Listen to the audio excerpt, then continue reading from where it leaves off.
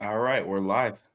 All right. Well, good morning, everyone. Steven here with Tesla under Silicon Valley. And we have a really cool interview today, actually, with our president, John Stringer.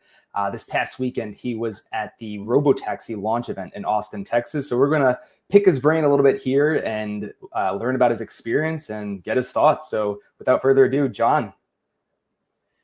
What's up? Yeah, what an insane week.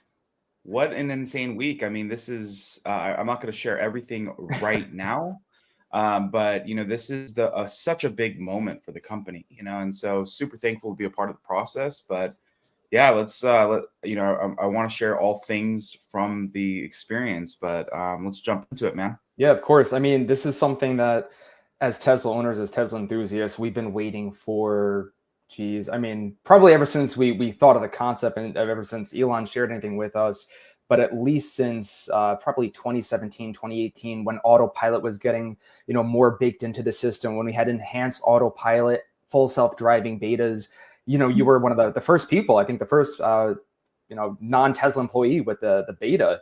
And you went from there to actually getting to sit in a robo-taxi in Austin without a driver in the seat riding around. So again, this is so cool. Looking forward to hearing about this experience. But just start us off with, what are your thoughts? How'd it go?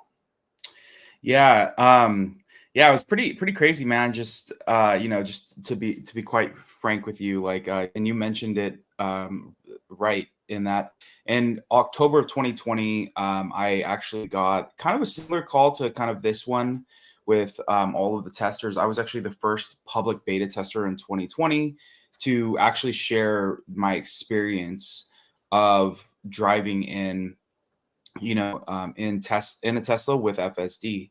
But if I step back to 2018, this is when I got my first Model 3.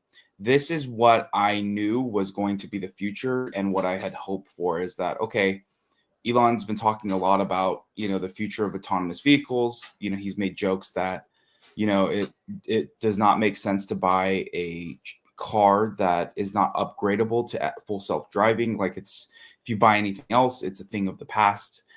And so, that's when everything clicked. And I think I told even, whether it was Tesla employees or some friends, I said, Tesla is one of those company that's like a once in a lifetime or a once in a generation type company. I mean, it's kind of like an Amazon. I mean, and, the past, 2 decades, 3 decades, we've had multiple once in a lifetime generational like Yeah. type companies. But, this is another big one that is just going to change the game in two different ways. One is going to be, this is an industrial revolution from we had the internet, then we had the phone. Now you're going to get fully autonomous vehicles, and then you're going to be getting potentially a humanoid robot. So it's leading, AI, robotics, and obviously fully autonomous vehicles. Yeah. And so, yeah, yeah. Sorry, what were we going to say? Oh, it's certainly a time to be alive, and I mean, it's truly incredible. We're living in probably the most exciting time in history. I think even Musk has shared that in the past, but it truly is. And we haven't even It, seen the humanoid robots walking around. We haven't it's seen the full wild. spectrum. It's all truly at this point. We know it's right around the corner. But Yeah. I'd love to pick your again, just kind of going back to Robotaxi as far as walk us through the experience from start to finish. How does that thing show up? How does it? Yep. Do you summon it like you do within a Tesla app, or how does that whole process work from start to finish? What's that like? Yeah, exactly. So I'll just talk a little bit about, like, even a step further. So there was about 20 people that were invited, maybe a little bit more. And these were, really, I would say Tesla influencers, people that are just big supporters of the brand. And then I was able to get, several rides from various people like Hans, who technically I was plus one and did several rides with him, Dr. Know-It-All, John Gibbs, and Dirty Tesla as well. So I got about 7 to 10 rides over my 2 days there. And the way it worked was they sent you kind of like, if you're familiar with the dev experience within Apple. They sent us an app through Test Flight, and essentially you download the app. It's sent.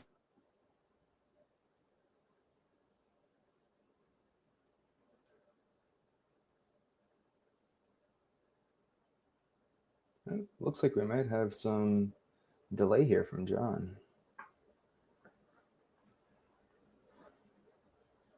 Just bear with us. Not sure if that's on my end or his. Let's see if we can get that sorted out here.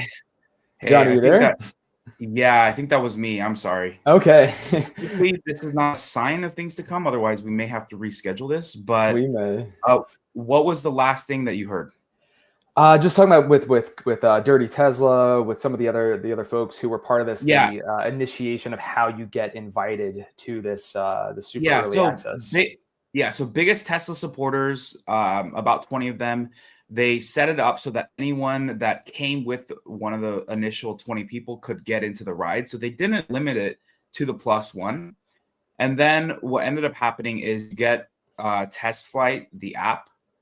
And in Test Flight, it's part of the iPhone dev experience. When you're building an app, you can share it with people. You download the app, and what happens is, it pops up this phone, the app. You open up the app. It shows the geo fence of where you can go, and you have to be within that geo fence to hail a ride. But it's very much like the Uber experience. But I think obviously, every ride costs $4.20. You could hail it from 2 minutes away to 20 minutes away. Everything was $4.20. Obviously, we'll see how they charge per mile maybe down the road, or it stays 420 forever. But so that's kind of like how you hail it. You open it, you select. So in this case, again, this is the first version.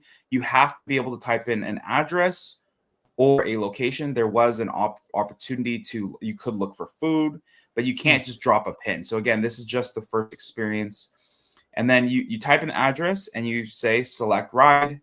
The ride will tell you how far they are. And again, it tells you also to the pinpoint of where you need to actually, it tells you where you actually need to walk to the destination and where it's going to pick you up. So it's very much already like kind of like the Uber experience. But it also is set up with your Tesla app and has that whole app experience, whether it's music. So you walk into the car, it's set up to Apple Music. YouTube has all of your YouTube settings as well. So there's a lot of stuff like that just no other company will have. But yeah, so you hail it kind of like again like an Uber, and you get in, and again for this first wave you had to get in the car, you show your app just as security because there's a safety monitor in there, but no one in the driver's seat. And one thing that's really interesting is that and again they were only allowing 2 people per ride right now. And what people forget is that in this experience, this is Tesla. Um, they're a software and hardware company, but their whole experience is like that. I mean, in a lot of ways, they're already building these driving robots. And so you get in, and versus a Waymo only allows you to play music and charge your phone in the back. That's it. When you get into a Tesla, you get to play games. You can play YouTube videos. You can play music. And again, it's linked to your Tesla account as well. So no other company is going to be able to build that full immersive experience. And so then you again, would just drive, and you would just kind of sit back, and here you are just experiencing history. And again, in some ways, it's kind of like smart summon.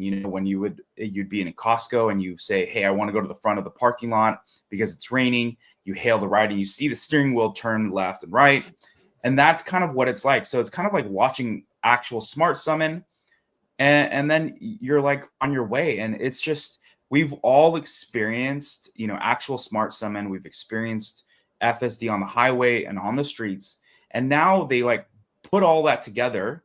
And now it drives you into the parking lot, into like the front of the apartment complex, in front of the hotel, or in front of the various like there was a place called Terry Black's Barbecue. It pulled you in, dropped you off right in front, and then kept going. So there was just a bunch of experiences like that where it was like, again, it's kind of like how a human would work in a lot of ways.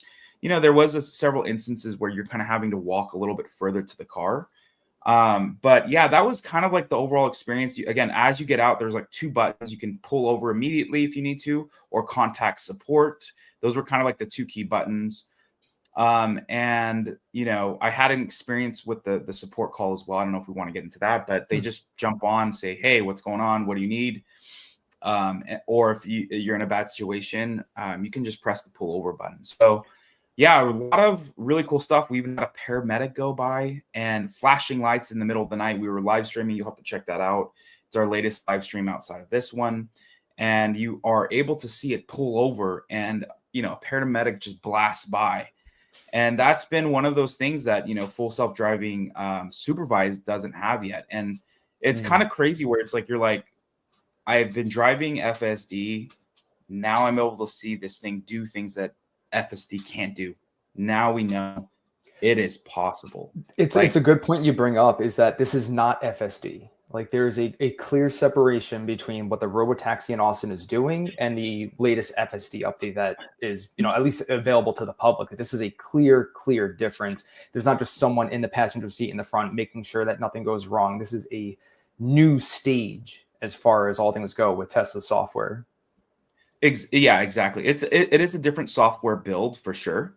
So it is definitely a different software build. But the crazy thing is the hardware is the same as buying a Model Y Juniper today. Right. And that is going, and it, I think I had to go to this side. You don't a separate story. Obviously, we know that Tesla's going to make the most utilitarian, cost-efficient, and effective vehicle in the Cybercab here. But they have a Robotaxi that can be mass-produced today. It's not hardware that you need to upgrade. What is rolling off the lot is here, and it can drive you from one destination to the next, put you in front of the apartment complex, the hotel, in and out. I went to In and Out too. That was pretty epic. Shout out to Zach on doing that ride. So again, they have the hardware, they have the software now. And again, this is on a vehicle that can be mass produced. And then as they scale this thing, they can lean into this, which has 50% less parts than the Model 3. And again, we can get into all of that. But yeah, so just definitely like a very much like a cool experience, similar to hailing an Uber. And then again, I experienced Waymo too, which again, I know we'll get into a little bit, but I'll throw it back to you on where we go next. One of the things I'm just like blabbing because it was just like no, it's an exciting experience. Yeah. The thing you brought up, so I think you said you did 7 to 10 rides.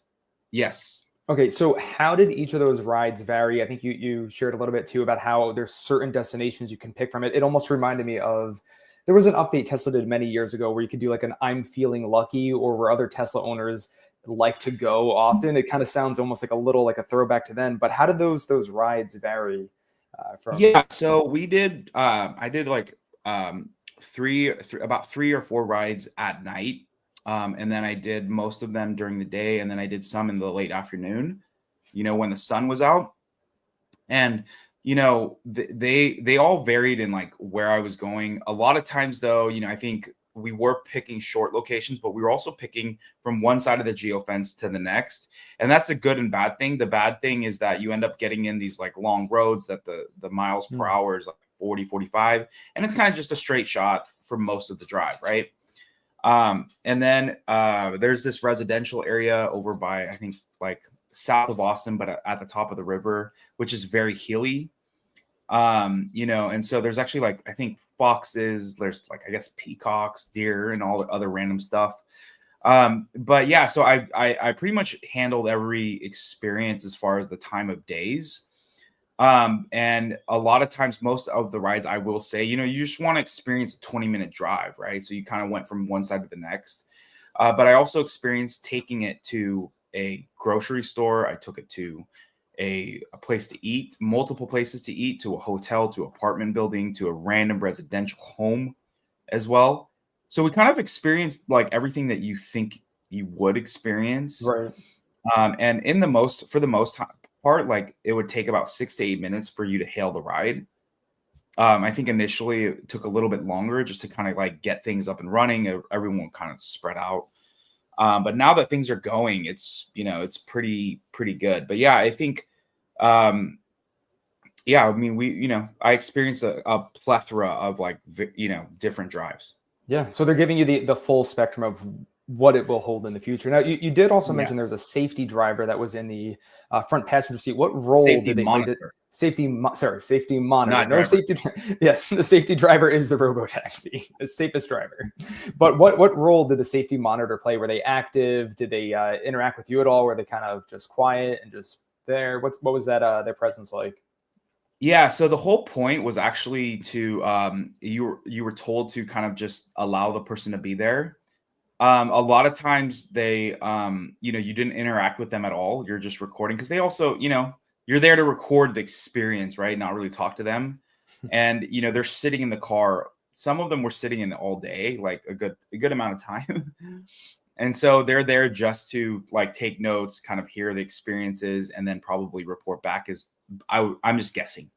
But literally, they were there just to monitor, send feedback as it's needed when it comes to probably recapping at the end of the day. They did have their hand on the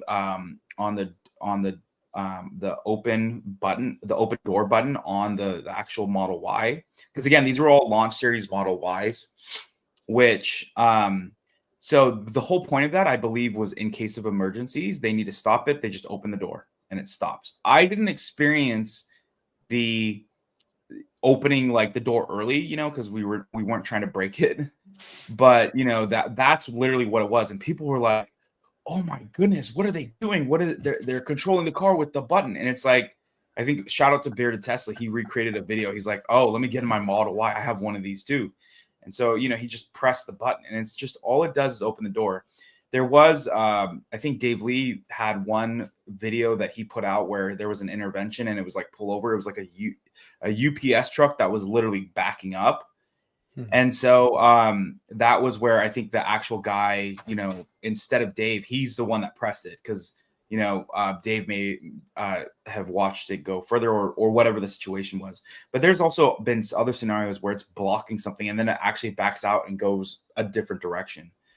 But that's all they were there for. Like I did 10 rides. I've even had other people who experienced 30 to 50 rides and no interventions at all.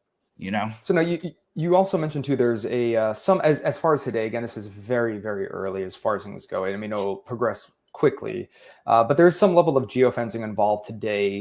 And I do want to make sure I heard you correctly. So all the locations are pre-selected, or are you able to say, okay, I want to get to my hotel, the Hyatt. Can I go there, or is it all pre-selected? As long as it's in the geofence and you can type in the address, you are able to search it a little bit, but you cannot drop a pin as of today. Okay, so you can't just drop a random pin. No. Okay. But what we were doing is I would go search in the geofence. Oh, that's Stephen Street. So then I would just type in Stephen Street, and as long as it's in the geofence, it'll navigate me there. But if I didn't know it was like 1485 Stephen Street, then it wouldn't work, right?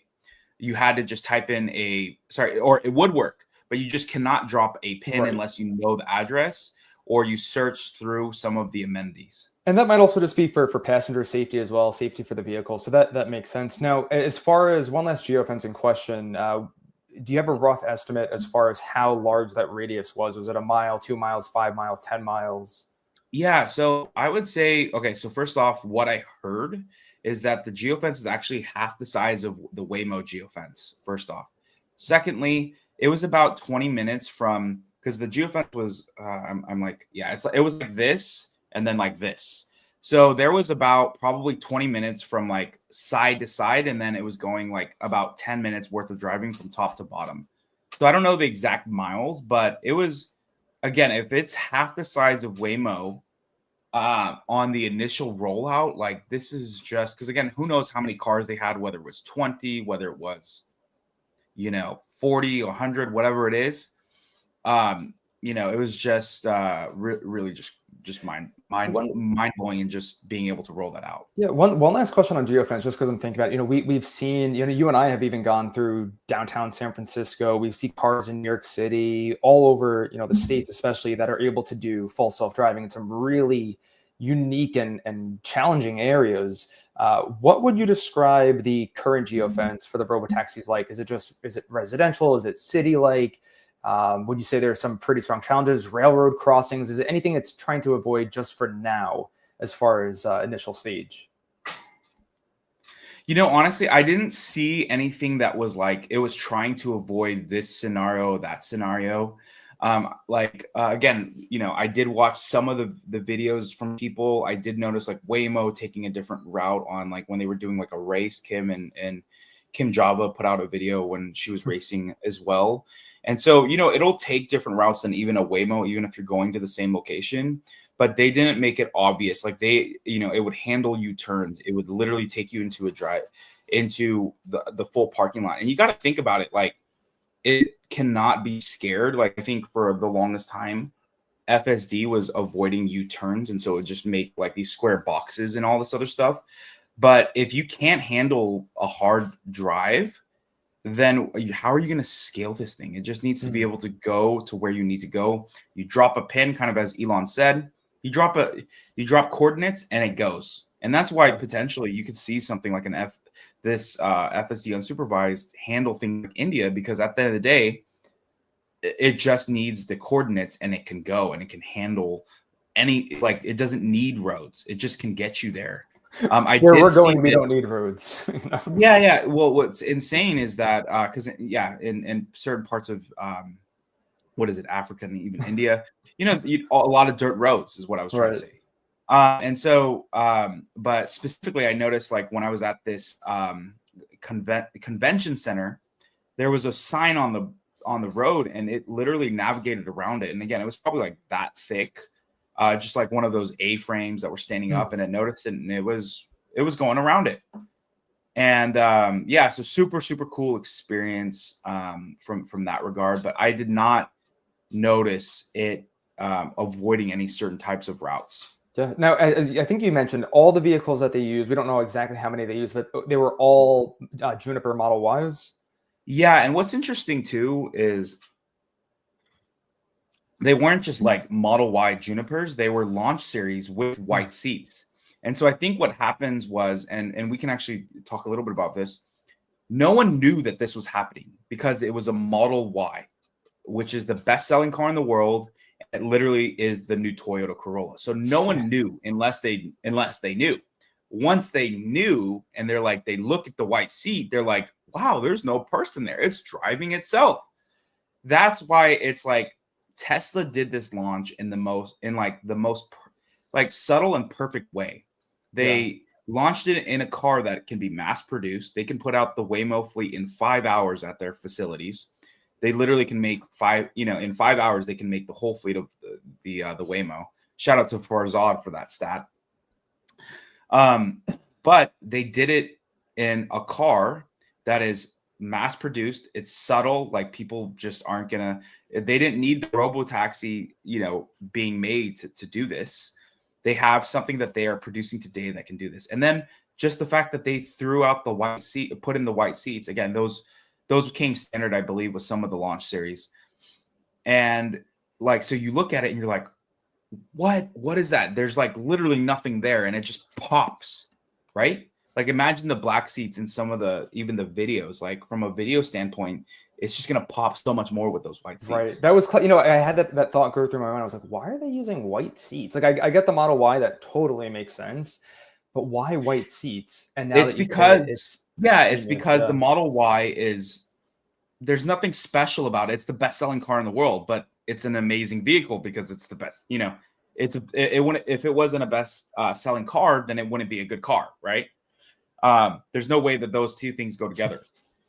And so, but then to be able to have those white seats, it's like, again, you just take something that's subtle, that has those white seats that makes it pop. And then also too, it just had the logo of Robotaxi. But yeah, one thing I'll mention, we don't have to go down completely, is just the fact that it's like, this was just such a big moment because you sat there and you're like, Tesla could make all the cars out of Giga Texas tomorrow. Again, whatever the number is per hour, per day. And all of those go straight into the Robotaxi network if they can scale up, send them all out. And you have a whole ride sharing business. I mean, I like that stat you said that Farzad shared, which was it 5 minutes of Tesla's production and you have all of Waymo's fleet. Like, Yeah, 5 hours. oh, 5 hours. Sorry, 5 hours. Soon 5 minutes, but eventually, Yeah, right now, 5 hours. exactly. It's crazy, man. It's crazy. I don't know if you remember this, but a long time ago, Elon said I was talking about production, and he said, eventually things will be moving so fast on the assembly line that wind resistance will be an issue. So eventually, 5 minutes. Exactly. Now, I want to hear too, as far as obviously, I want to stay away from any FUD or anything like that. But as far as things go, were there any concerns that you had, just to keep it real? Any issues? I know you said there was even an ambulance where a Robotaxi seamlessly just pulls on over, goes on by. There was a object in the road, Robotaxi goes around it. But anything that you felt a little like, all right, there's obviously improvement that needs to come. Yeah, that's a great question. And again, in my 10 rides, I mean, there's stuff that I've seen a little bit now that has been happening, potentially where there would be concerns. But from my experience, again, I did 10 rides, and I did technically have a paramedic go around me twice, one at night and one during the day. And then when that happened, the second scenario was, we were in the middle of the road, but like the paramedic ended up going into this middle lane that was, kind of where you can make left and right turns. So it was you started to see it pull to the right, but it went around it. So I think for me, there was no major there was no major red flags when it comes to safety. Yeah. There was definitely stuff probably for improvement. Like it, and I posted this actually, you can go to our X feed, and if you go down far enough, you'll probably will see it. But there's a lot of areas for improvement. But again, and I drove the Waymo 3 times as well. So I was able to say, here's kind of apples to apples. What does this look like? Where is Tesla ahead? Where is Tesla behind? And the crazy thing is that, Tesla is behind on some things, but it does not take much for them to be at parity with some of those experiences. Like, so for example, so I think as far as like what can improve, like it needs to tell you, hey, you're a minute away from, where the Robotaxi is. Start walking there.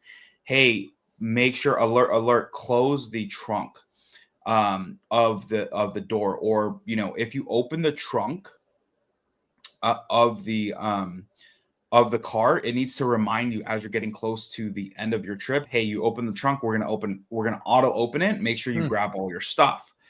And then when you get in, again, the Waymo, what I did like about Waymo is it gave you safety instructions. Your seatbelt needs to be buckled at all times of the drive. And then it gives you a couple of other things.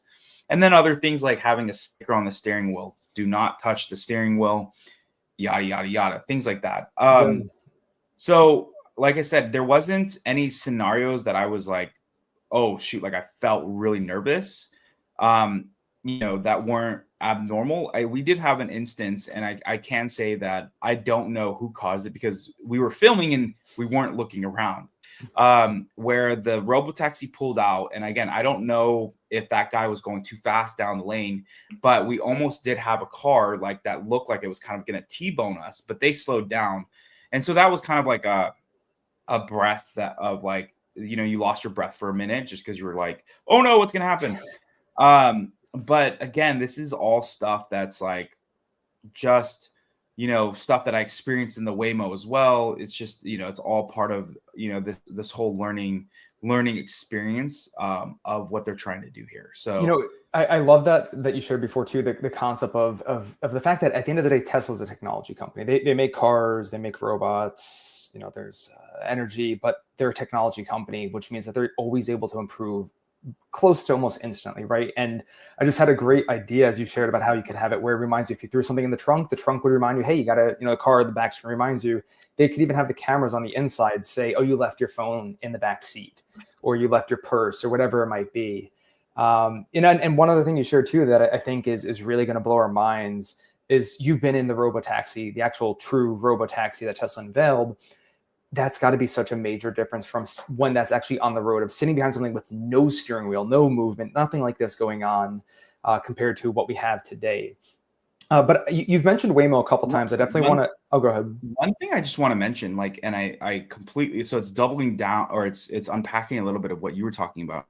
Like this is like even one of the Tesla execs, I won't mention their names, but they quote tweeted a new revenue stream for Tesla. And this is just such a big moment. And like I said, this is like that moment where it's like this is not a car company at all anymore, right? Like it's an energy storage company.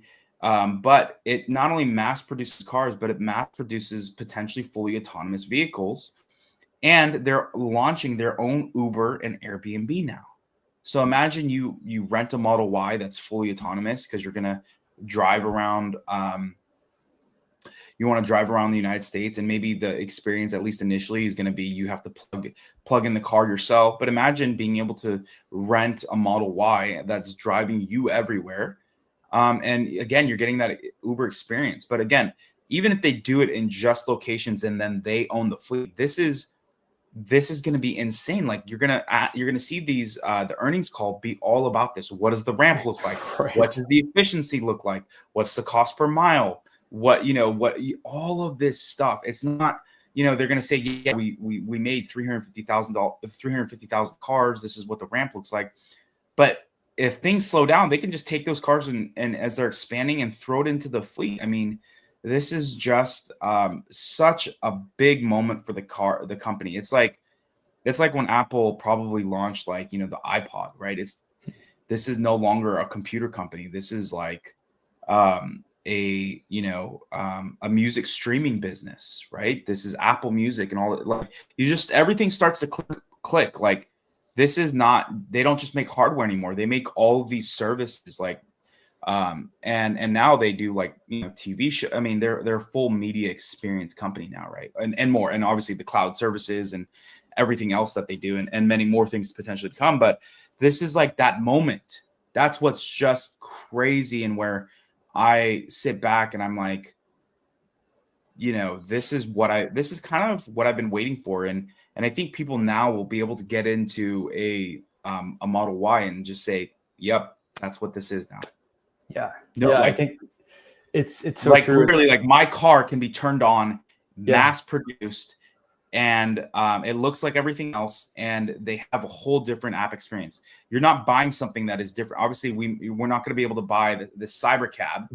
Maybe at some point you will be able to, but this, even if they made this just for their Uber experience and Airbnb, it's going to be crazy, right?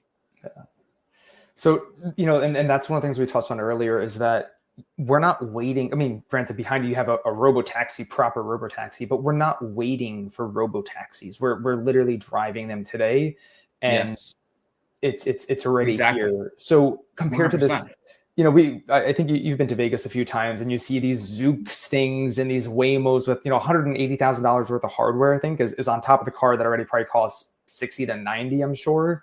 Versus a Model 3 base today. I mean, I know they lease around 350, but it's incredible that and there's obviously some profit that Tesla's making, but for all we know, they might be only creating this vehicle for $25,000 for a Model 3 today. I'm sure Robotaxi will be even less expensive.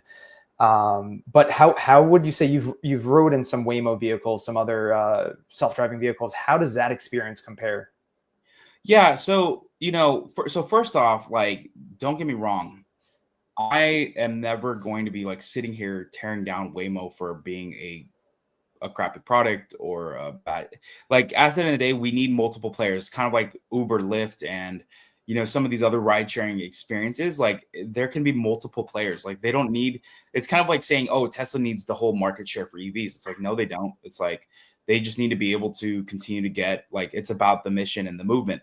In the same way with Waymo, it's like, we give it crap because it's just, how is this the thing that I'll give it crap about is the business economics don't make sense, right? Mm-hmm. And so, but let's get into the experience before the economics. It's like, so I will say that, it's still really cool to be in any driverless car. Really, really cool. I do think that the Waymo has more of a kind of a taxi vibe to it as well. The seats are very pushed forward. You get into the back. I loved how they light up the charging ports as well. Again, you can only play music. It shows you the location you're going to. But what you clearly notice, and again, this is, what you clearly notice when you pull up to Waymo is it's got an insane amount of cameras and lidars and some of this other stuff. And, and that's when you see it, like when you think of a Waymo going by, you clearly notice it because it just, at some point it'll look like everything else. At some point, like people will just get used to it, kind of like the Cybertruck right now. When you see a Cybertruck, you notice it. When you see a Waymo, you notice it. With a Model Y, you don't. Like it's just you assume it's someone sitting, especially in California where they're everywhere. Yeah, and even the Austin. Corolla. Yeah, I will even say even Austin too. So I want to call that out. But the experience is, at least in Austin, you can only book a Waymo through Uber there. So there's very much a partnership, and it's always a fixed cost of like $7.99 or something like that. And I think the issues that I saw with Waymo was the fact that it would sometimes really drop you off very far, right? From like, we got dropped off 2 or 3 blocks away from like my hotel, and it doesn't tell you why. So you don't really know. You're like, okay, I guess we're getting out. But yeah, they have the pullover or like contact support, stuff that you can do. I noticed that in the front and the back, they have 2 cameras, one in the front, one in the back, where Tesla only, I think, has the one in the front. And then, but as far as, like I said, Tesla's behind as far as the, maybe all of the app capabilities at this moment. It's going to be a quick fix to just get this thing up and running and get the same experience. And obviously at some point it's going to be better, right? Yeah, I would say it sounds like Tesla's prioritizing UI, UE as far as just making the customer have a really pleasant experience versus, I think that's one of the things too, as like Tesla fans throughout the years, we've always seen that Robotaxi isn't just a means of transportation, but it's also ultimately potentially a fun entertainment setting, right? We have the most incredible, I mean, I've heard some great, speakers. We heard the Dolby speakers in some of the vehicles, but Tesla's speaker system's incredible. You match that with a big, beautiful 15-inch screen, potentially bigger in the Robotaxi as things go on, and you have an enjoyable place to kill 15, 20, 30, an hour, of your time. And it's not just from point A to point B, but it's a pleasant, enjoyable, entertaining experience that is ultimately going to say, well, why would I take a Waymo? Why would I take a Zoox? Whatever else is out there, I'm going to take the one that's the best experience. Yeah. And even if you don't want to get into a Tesla, again, I think that Tesla is going to make the cost so attractive that it's just not going to be comparable. Yeah. Yeah. Oh, there's so much I wish we could talk about too. I know we're coming up a little bit soon here on the hour, but I know one thing that I'd love to get into is the concept of as costs of this all goes down, there's going to be so much more implementation of people using vehicles, private vehicles versus buses, and what that means and why we need Boring Company. I know we have a little bit more time, just a bit, so we'll start to. Yeah, let's get into that a little bit. I can just break that down from what I've known. Bring up the economics. I love that. Yeah. So what I've heard from like people like Kathy Wood is the cost per mile in Uber is $2 to $4. At scale, Tesla will be able to do it for 25 cents. So you're talking a tenth, if not, if you get up to the $4 experience, you're talking a fraction of what a Waymo what an Uber will cost. And and aside from that too, what are the advantages of taking a fully autonomous vehicle? You don't have to deal with the driver. You don't have to deal with someone who's been fully exhausted the full day. And again, it costs, unfortunately, like human labor is expensive. So you get into a situation where you probably even feel safer without the driver because you don't know, you're putting 2 random people into a car. And like I said, that whole market is going to be turned over. But again, the ride per mile will be a fraction of the cost. And also too, this is something that they can scale up tomorrow and make the whole Waymo fleet in 5 hours. But then once they start doing this, I don't know. What I don't want to say is the 25 cents per mile with this, or if it's with the Model Y. But I can say that this is going to bring some insane efficiencies because you're going to be able to have a car that can be made at 50% with 50% less parts. It's a 2-seater because I think it's like 82% of all rides are. It's somewhere around. It's very high. With 2 or less people. And then, so this is built in a way where, you can't have any crackers hide in the crevices. So it's going to be super easy to clean after several rides. So I think it's just going to get to a point where, sure, even if you don't want to, buy an Elon car or get his. At the end of the day, the people vote with their money. Like Right. they're not gonna. Well, sorry, let me back up. That's not necessarily true of what I just said there. Like you can say, "Hey, I don't want to go and buy a car. I don't want to go." Go ahead, that's your right. But at the end of the day, products and services and the best bang for your buck is always going to win, right? Like people are just going to get to a point where they're not going to, oh, I just want to boycott Elon. Like, so I'm going to go and just take a Waymo, which is 10 times more expensive. They're going to be those people who can afford that, but that's going to be far and few between. Yeah. Same thing with people not wanting to buy an electric vehicle. They're still using the Tesla supercharger. So it's just going to be one of those things like, sure, I might not buy a car, a Tesla from Elon, but I'm going to still be taking his ride hailing service. I'm going to be Right. charging my EV at his gas station. Like, so it's just like, I think people need to forget that this company is made up of 120,000 super hardworking people. And they took a photo the other day too. And again, I know this is kind of a rant, but they took a photo the other day too with all of the engineers. And the thing is, you couldn't tell the difference between who was the VP in the room versus who was people on the production line versus testers. Like, Tesla treats all of their employees. They try to make sure that all of the employees are treated the same. So again, this service is going to be insane. Again, this app runs outside of the Tesla app experience. I think it's just the Robotaxi app. And but again, this is like from a cost standpoint, there's just going to be Tesla's going to be able to own the fleet. Tesla, owning an EV fleet makes the most sense because we know EVs are really the future and really like the best vehicles overall.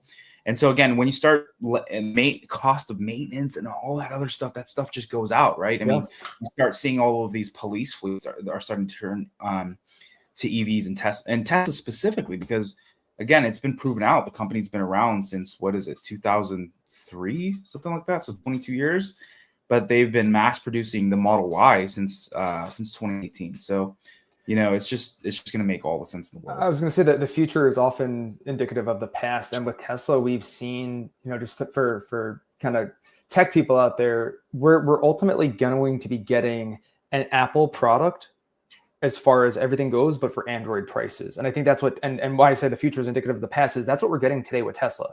We're getting Apple products for Android prices, which again, people vote with their wallet. Politics, whatever. It's like, it's a great vehicle. It's a great experience, and it's at a phenomenal price.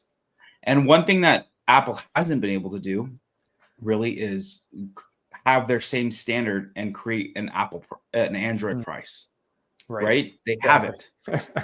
So, and but that's a different story about their brand. But Tesla is trying to do that. They can do it because it's partially just going to be stripping out parts.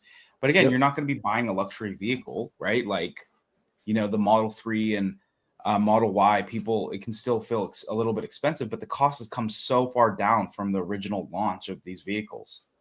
Yeah. All right. Well, let's go ahead and start to wrap things up here. As far as some final reflections, the whole experience, just, again, going back from way back when you first got your Model 3, learning about Tesla to today of riding in a, early day Robotaxi, just how's that all settling in with you? Yeah. So I think, again, I was invited as a +1 to one of the 20 people that got invited. So one of the first, 100 people in the world on this planet to experience it. And for me, it's the aha moment. It's dude, I've been talking about this since 2018. Everything is clicking now. A software update makes your car better, and it will be able to turn on a fully autonomous vehicle. They are going to be able to mass produce a car that will be fully autonomous, and buying anything else is like buying a horse like in the 1800s. Shout out to our horses. We're not like, well, I love horses, but love like, horses, but it's just the fact that this is an Uber and Airbnb, the fact that they're leading in AI and robotics, everything is clicking. Like, this is not a car company. And so for me, it's like we've come full circle. They still got a long way, and regulation will always be the thing to hold them back right now. But we are full steam ahead now. Like with this launch, like it's kind of like you break what they joke like breaking first blood or whatever. It's like once things get started, like we're moving fast. You know what I mean? Going forward. So it's going to be really, really exciting. This was a huge moment of history for me to be able to experience this, because this is a once in a lifetime generational company. And I think that, you could say like Amazon really changed a lot of things, and they did. This is going to be, Tesla has changed multiple things. And obviously Amazon probably has too. But it's like when you think of like making electric vehicles, making fully autonomous vehicles at scale. And then, robots, solar panels and power walls. Like, you just start to think of like all of the things that this company's doing, and you're like, man, these are like the most important projects that a company can change the world for. So that's, for me, that's what this moment meant. That's where this for me was this is, even if you don't believe me, this is like, for me, I knew this. I knew all this stuff like 7 years ago. This is why I bought the stock. I bought the car first because I wanted, like, I love the door handles being able to pop out, and the side mirrors closing. Like, it felt very much like Bond-like, right? But this, then I eventually, I started this community, and then I bought the stock. It wasn't, I bought the stock first and saw all these things. And so for me, this is that moment that, like, flashback to 2018. This is like, man, this is the inauguration of fully autonomous Teslas, and let's go. So huge moment for them. So shout out to the whole Tesla AI, autopilot, full self-driving team, Elon. Like, this is a big moment for them, and they should be very proud. Yeah, still a lot of work, but the launch of this is huge. Yeah, well, I mean, it's truly exciting times. We know that we're going to see things progress very, very quickly from here on out, like you said. Any other things just before we wrap up? I know we probably want to give a shout out to X Takeover coming up here, July 26th. Yeah, we'll do a couple of things. Right, you're probably noticing this camera here that's kind of like following me around. Actually, it's funny, it's not following me around this quite the second. But you can just see, you probably saw both Steve and I have the Insta360 to see. Yeah, exactly. It will follow you around, and it still produces very high quality imagery. And you can see, actually, I have a $1,000 camera behind this, and the Link 2C is my preference. So go check out the link. We'll make sure, I'll have to update the podcast with the link afterwards. So go give them a shout out. And then, guys, we are literally probably 31 days away from the largest Tesla and SpaceX enthusiast event in the world. We're going to have over 800 drones of light shows. We're going to have Steve Jurvetson, one of Elon's best friends and investor in all his companies. We're going to have Lars Morovi, vehicle engineering VP, there as our keynote speakers, and then all the who's who in the actual space: Sandy Munro, Gali Farzad, Herbert, Bearded Tesla, Futuraza.